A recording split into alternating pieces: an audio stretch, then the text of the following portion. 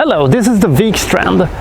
This is not Winthrop, Washington. I'm gonna tell you a little bit about why I am shooting this in Stockholm. We are going to see at least some footage from Winthrop at the end of this review, I promise. And we're going to have the review of Rush Hour 3, but I'm gonna tell you right now that I did have some problems with this review. The problem that I stumbled across was the fact that at the end of the review, I looked at my microphone and saw that it had fallen out of its socket or something like that. I don't know if I forgot it because I was in a hurry or because I was cold or something like that, but there you go.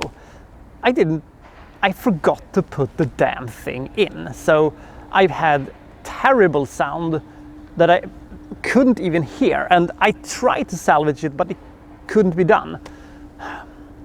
But I thought to myself, that's not how this one is going to end, because Winthrop was such an incredibly cool location.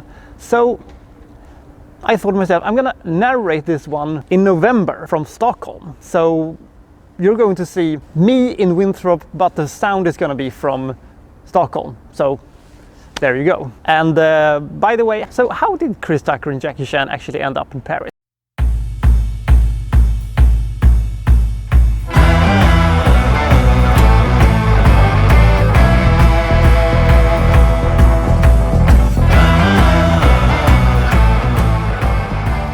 Ambassador Han, a Chinese ambassador, there's an assassination attempt at him while he's under the protection of Lee. Inspector Lee, follows the assassin and finds that it is his long-lost brother that is the assassin. This is basically the absolute lamest and most overused plot device that you can throw in. It is dumb because now Lee and Carter have known each other for 2 movies and God knows how many years, and the fact that he had never spoke about him ever, I find that very, very unlikely, but never mind about that. There is another assassination attempt at Han's life at the hospital. The only lead they have is a woman in Paris that has important information. So what are you gonna do? Go to Paris, of course. Are they going to find this Chinese master criminal Kenji, and does he actually exist? Well, stay tuned to find out, because this is Rush Hour 3. This movie proves a couple of things. One, Chris Tucker is still very, very annoying. Just moving the scenery that doesn't change the fact that they are completely out of ideas.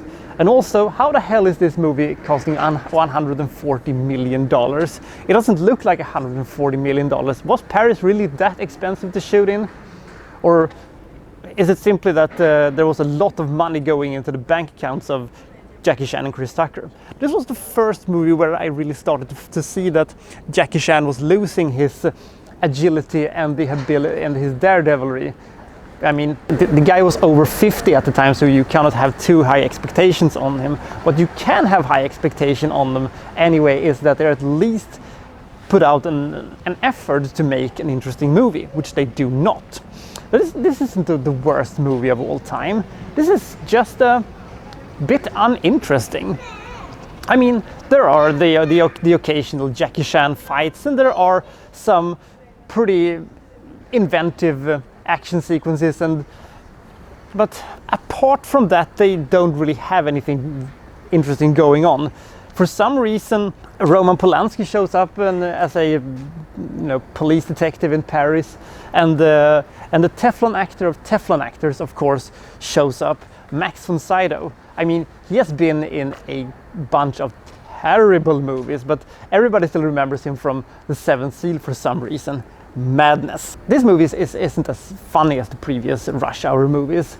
There is a really funny scene when Chris Tucker is in a dojo, and there is a guy that is named You, and there is a guy that is named Me. That is a really funny sequence. That is a legitimately funny sequence. And Chris Tucker remains to be one of the most annoying things that has ever been born and uses 2 legs to walk. God, he's annoying, and there is no restraint on him this time. The finale, of course, takes place on the Eiffel Tower, and that is, of course, very spectacular. Maybe that was when the $140 million went in a bit of. But I just don't care that much about the plot. The jokes aren't that funny, the action sequences aren't that spectacular or that inventive. The Paris setting is fun, of course, because the discussion probably went in something like, where should they go this time? Why don't they go to Hong Kong? Yeah, no, it's too expensive to shoot, too much permits we need. Well, how about we take them to Los Angeles? No, we did that in the first one. Las Vegas, second one. We can shoot in East Europe, that would be cheap. I don't want to go to East Europe. Let's go to Paris instead. Paris? Okay, let's do that. It feels like an afterthought. So with my mic now once again attached to the camera, I can say that this movie gets the rating of 43.